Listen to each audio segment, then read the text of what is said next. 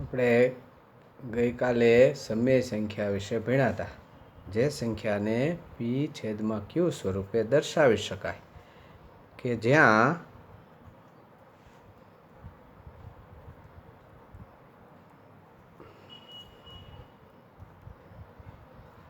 પી પૂર્ણાંક સંખ્યા, ક્યુ પૂર્ણાંક સંખ્યા તથા ક્યુ શૂન્યેતર સંખ્યા હોય તે સંખ્યાને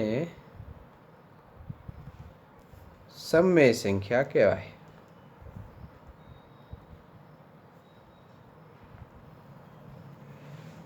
આ આપણે જોયું હતું કાલે. હવે જે સંખ્યાને પી છેદમાં ક્યુ સ્વરૂપે ન દર્શાવી શકાય, એટલે કે જે પી અને ક્યુ ઝેડમાં હોય, ક્યુ શૂન્યેતર હોય અને પી અને ક્યુના ગુણોત્તર સ્વરૂપે પી છેદમાં ક્યુ સ્વરૂપે ન દર્શાવી શકીએ, એ સંખ્યાને અસમય સંખ્યા કહેવાય. ગઈકાલે આપણે જોયું હતું કે વર્ગમૂળમાં 2, ઘનમૂળમાં 5, ઘનમૂળમાં 7, ટૂંકમાં જેનું મૂળ દૂર ન કરી શકાય, એ બધી સંખ્યા અસમય સંખ્યા કહેવાય. વર્ષોથી ભારત દેશમાં પાઈ અને બીજા દેશોમાં પણ પાઈનો ઉપયોગ પણ થતો આવે છે, વર્તુળના ક્ષેત્રફળ વગેરેમાં. આ 1700ના અંતમાં લેમ્બર્ટ અને લિજેન્ડરે પાઈને અસમય સંખ્યા કીધી. આ પણ એક ખૂબ મહત્વની અસમય સંખ્યા છે. આપણે આગળ એમની પણ ચર્ચા કરશું. તો આપણે જે વાત કરી એમાં ફરીથી યાદ કરી લઈએ. આપણે કુલ ગણ ભણ્યા એન પ્રાકૃતિક સંખ્યા ગણ 1, 2, 3, 4 અનંત સુધી. પછી ડબલ્યુ હોલ નંબર સેટ, જેમાં 0 ઉમેરાણો અનંત સુધી. ત્યાર પછી ઝેડ પૂર્ણાંક સંખ્યા ગણ,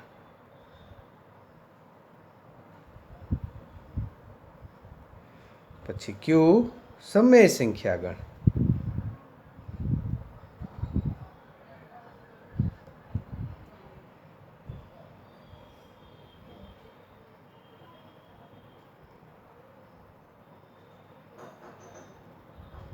અને છેલ્લે આર, જેને વાસ્તવિક સંખ્યા ગણ કહેશું, જેમાં સમય અને અસમય બંને સંખ્યા આવી જાય. તો અહીંયા સુધી આપણે આ 9મા ધોરણમાં પહેલા પ્રકરણમાં વાસ્તવિક સંખ્યા ઉપર ખૂબ ભાર મૂકવામાં આવ્યો છે. અહીં સુધી આપણે જોવાનું છે. આપણે અગાઉ પણ જોઈ શક્યા છીએ કે વાસ્તવિક સંખ્યાઓને આપણે સંખ્યા રેખા ઉપર દર્શાવી શકીએ, અને એમાં આપણે ધોરણ 8 અને અગાઉ આ બધી સંખ્યાઓ તો આપણે દેખાડી છે સંખ્યા રેખા ઉપર.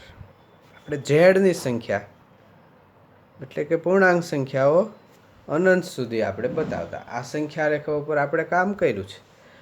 પરંતુ સંખ્યા રેખા ઉપર અસમય સંખ્યા એટલે કે વર્ગમૂળમાં 2, વર્ગમૂળમાં 3, વર્ગમૂળમાં 5 આ કેવી રીતે દર્શાવવું, એ આપણે શીખવાનું થશે. તો એને માટે આપણે આકૃતિઓ દોરવી પડશે. અત્યારે ફક્ત સમજીએ કે આપણે દાખલા તરીકે સંખ્યા રેખા ઉપર વર્ગમૂળમાં 2 દર્શાવવું છે, તો કઈ રીતે દર્શાવીએ, પછી આપણે એને દોરતા શીખશું. પણ અત્યારે રફ આપણે સમજીએ છીએ કે દાખલા તરીકે આપણી પાસે આ સંખ્યા રેખા છે. આ સંખ્યા રેખામાં આ 0 છે, આ 1 છે, આ 2 છે. હવે આપણે એક કામ કરીએ, વર્ગમૂળમાં 2 આપણને મળે કઈ રીતે, પહેલાં તો એ વિચારીએ. તો દાખલા તરીકે હું એક કાટકોણ ત્રિકોણ દોરું, જેમાં એની 2 બાજુઓ નું માપ 1 1 એકમ છે. દાખલા તરીકે આ ત્રિકોણ જે દોર્યો એ OAB છે. તો OABમાં બે બાજુનું માપ 1 1 છે. હવે આપણે પાયથાગોરસનો પ્રમેય જાણીએ છીએ કે કાટકોણ ત્રિકોણમાં કર્ણના લંબાઈનો વર્ગ કાટખૂણો બનાવતી બે બાજુઓના માપના લંબાઈના વર્ગના સરવાળા જેટલો થાય છે. એટલે કે આપણે OB વર્ગ લઈએ તો એ OA વર્ગ વત્તા AB વર્ગ થાય. તો અહીંયા OA વર્ગ 1નો વર્ગ, AB વર્ગ 1નો વર્ગ, એટલે કે 1 ને 1 2. તેથી OB બરાબર શું થશે? વર્ગમૂળમાં 2. તો આ આપણને વર્ગમૂળમાં 2 મળ્યું. સંખ્યા રેખા ઉપર આપણે વર્ગમૂળમાં 2 દર્શાવવું હોય તો શું કરીએ? તો કે જો અહીંયા 1 એકમ લઈએ, અહીંયા 1 એકમ લઈએ, આ 1 એકમ, આ એકમ, એટલે આ કેટલું થયું? વર્ગમૂળમાં 2. આ વર્ગમૂળમાં 2 માપ છે અને આપણે પરિકરથી આટલું માપ લઈ અને અહીં કાપો મારીએ તો આપણને અહીંયા વર્ગમૂળમાં 2 મળી જાય. આ મેથડથી આપણે સંખ્યા રેખા ઉપર જુદી જુદી કિંમત, અસમય કિંમતો દર્શાવતા શીખવાનું છે. બાળકો, આના માટે આપણે જરૂર પડશે પરિકર, ફૂટપટ્ટી, પેન્સિલ. આવું આવતી વખતે જ્યારે આપણે વિડીયો ભણાવવાનું થાય તમે જુઓ ત્યારે આ બધું લઈને બેસજો. મારી સાથે સાથે આ દોરતા શીખવાનું છે. સ્ટેપ બાય સ્ટેપ હું તમને કહીશ કે આ કામ કરો ત્યારે તમારે આ દોરવાનું છે. તો આવી રીતે આપણે કામ કરવાનું થશે. હવે આપણે આજે થોડા સ્વાધ્યાયના દાખલા ગણવાના છે અને થોડા ઉદાહરણો પણ આપણે જોશું. તો સૌ પ્રથમ નીચેના વિધાનો સત્ય છે કે અસત્ય એની વાત આપણે કરવાની છે. ઉદાહરણ 1 તમારા ગણિતના પાઠ્યપુસ્તકના પાના નંબર 3 ઉપર ઉદાહરણ છે. નીચેના વિધાનો સત્ય છે કે અસત્ય તે જણાવો. પહેલું છે દરેક પૂર્ણ સંખ્યા પ્રાકૃતિક છે.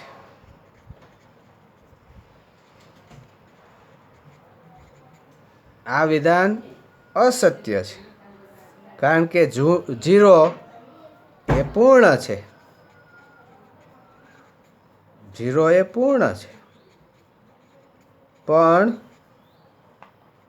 પ્રાકૃતિક નથી, પ્રાકૃતિક સંખ્યા નથી. એવા ઘણા બધા ઉદાહરણ આપણે આપી શકીએ કે જે પૂર્ણ હોય પણ પ્રાકૃતિક ન હોય,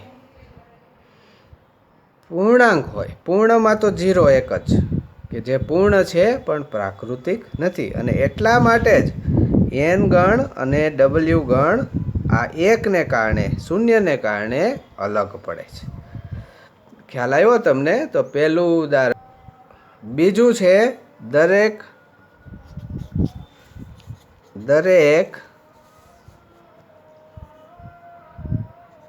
પૂર્ણાંક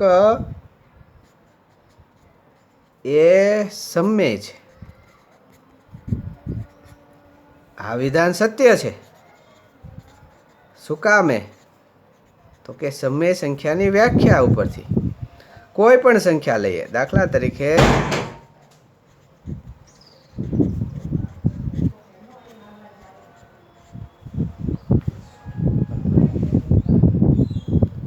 2 પૂર્ણાંક છે. તેને P અને Q ના સ્વરૂપે દર્શાવીએ તો 2/1 એટલે કે P બરાબર 2, Q બરાબર 1.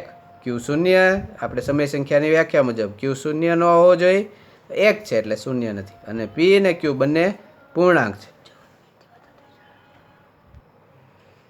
એટલે કે 2/1 પી ક્યુ સ્વરૂપે દર્શાવ્યું. માટે દરેક પૂર્ણાંક સંખ્યા એ સમય સંખ્યા છે. બીજી એક પૂર્ણાંક સંખ્યા લઈએ -2. તો આપણે -2 ને -2/1 પી છેદમાં ક્યુ સ્વરૂપે દર્શાવીએ તો પી બરાબર શું લઈએ? -2 જે ઝેડનો સભ્ય છે. ક્યુ બરાબર 1 એ પણ ઝેડમાં છે અને ક્યુ 0 નથી. તો સમય સંખ્યાની વ્યાખ્યા પૂર્ણ કરે છે. માટે દરેક પૂર્ણાંક સંખ્યા એ શું છે? સમય સંખ્યા છે, જે આપણે કહી શકીએ. ત્રીજું ઉદાહરણ લઈએ.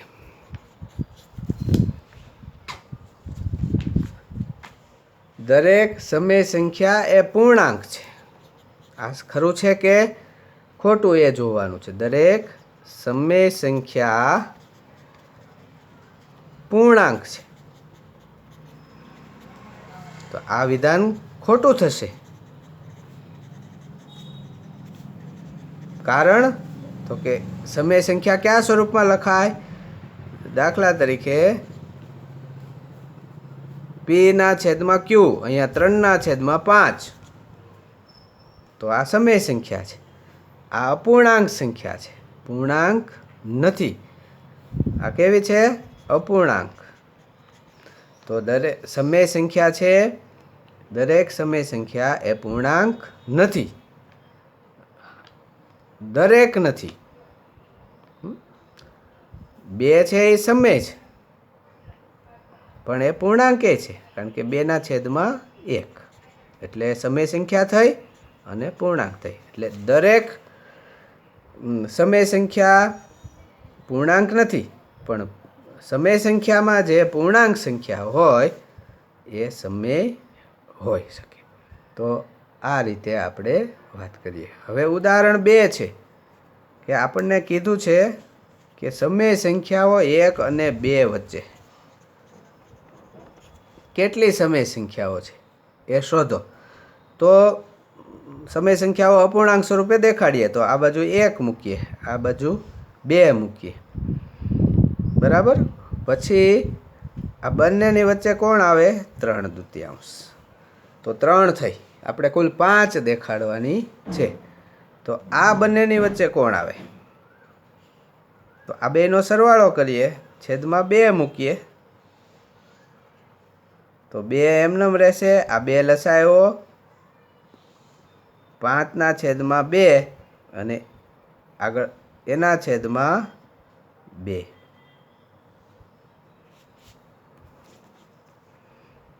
એના છેદમાં 2 એટલે કેટલા થશે? 5/4. આ બેની વચ્ચે કોણ આવશે? તો અહીંયા આવ્યા 5/4. બરાબર ધ્યાન આપજો. તો 3/2 વત્તા 2 અને એની વચ્ચોવટ લેવું છે એટલે 2 વડે ભાગીએ તો ફરીથી 2 લસા આવ્યો. 2 × 4 ને 3 7. 7/2 અને આ 2 એટલે 7/4. તો આવી રીતે આપણે કુલ કેટલી સંખ્યાઓ લીધી? વચ્ચેની 5 લખવાની છે, 3 લખી. હવે આ બેની વચ્ચે પણ લઈ શકાય, આ બેની વચ્ચે પણ લઈ શકાય. આ તમે ગોતવા પ્રયત્ન કરજો. તો અહીંયા સુધી આપણે આજે ભણીએ ઉદાહરણ 1 અને 2. વળી ફરીથી આપણે કાલે મળશું.